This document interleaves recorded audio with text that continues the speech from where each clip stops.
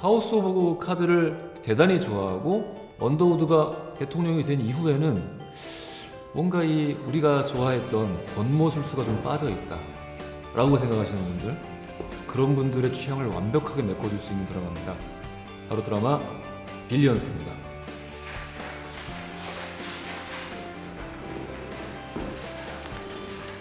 Axe is a folk hero in this town. The guy gave the New York City Firefighters Foundation $100 million last year. Police gave him a plaque at Ground Zero with his goddamn name on it. You just need to read this thing I found.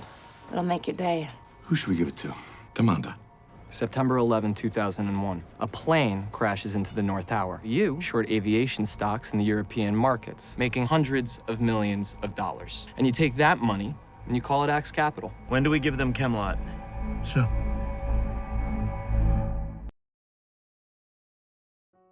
안녕하세요, 허지웅입니다.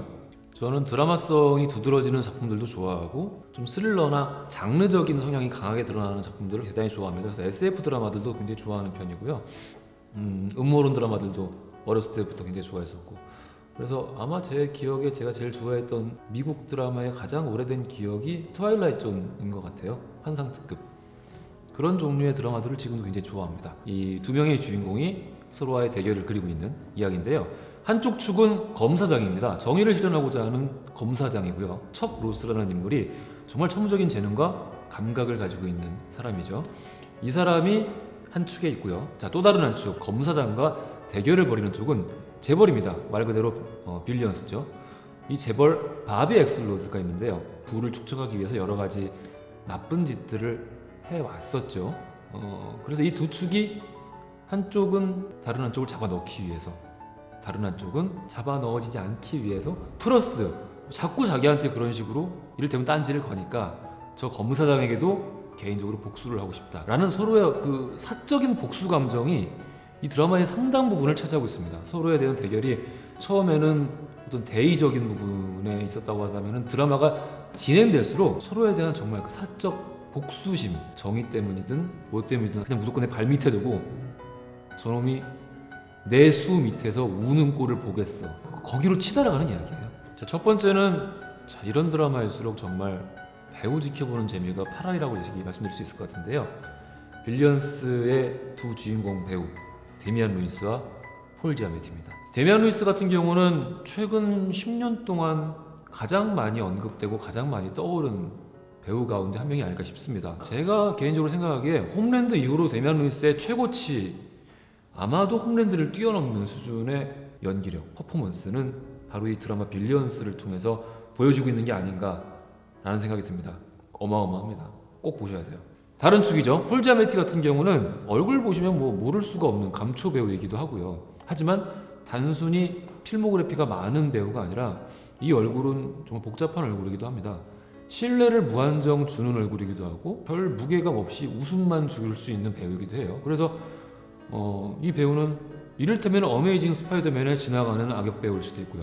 하지만 동시에 드라마 존 애덤스에서 미국의 2대 대통령이었죠. 1대 부통령, 2대 대통령이었던 존 애덤스 역할을 연기할 만큼 어마어마한 무게감과 연기력을 가지고 있는 배우이기도 합니다. 두 번째 포인트는 누가 착한 놈이고 누가 나쁜 놈이냐입니다. 이런 드라마를 볼 때, 특히 두 축이 강렬하게 대결을 벌이고 충돌하는 이야기를 볼 때 우리는 어느 쪽 편에 설 것인가를 나도 모르게 선택을 하게 돼요.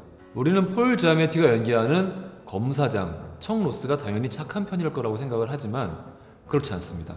굉장히 정의를 구현하고자 하는 강렬한 의지가 있음에도 불구하고 이 사람은 드라마가 뒤로 진행될수록 시청자는 알게 되죠. 저 사람은 검사장을 떠나서 주지사가 되고 싶어하고 그런 정치적 욕망을 실현하기 위해서 바비 엑슬로즈라는 희생양이 필요한 거구나 라는 거를 알 수 있습니다. 거기에 더해서 바비 엑슬로즈를 이겨야겠다라는 사적 복수심이 결부되면서 수단과 방법을 가리지 않게 되는 거죠.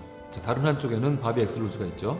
누가 보더라도 나쁜 사람일 것 같습니다. 돈을 저렇게 많이 벌었으면 나쁜 짓을 했을 거고 나쁜 일만 하겠지?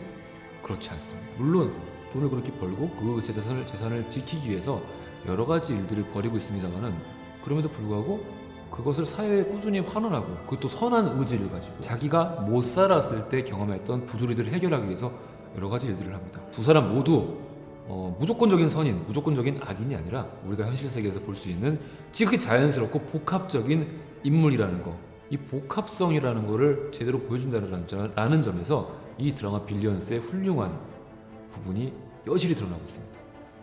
검사장 척로스가 억만장자 바비 엑슬로즈의 회사에 도청 장치를 달았다라는 거짓 정보를 흘립니다. 바비 엑슬로즈는 미치죠. 도청을 당하고 있다고 해서 업체 사람을 불러서 도청 장치를 검색을 하지만 찾을 수가 없죠. 왜냐하면 없기 때문입니다. 하지만 있다는 정보를 얻었으니까 밤새 회사를 뜯어내고 천장 뜯어내고 바닥 뜯어내서 다 뒤져보는데 없어요.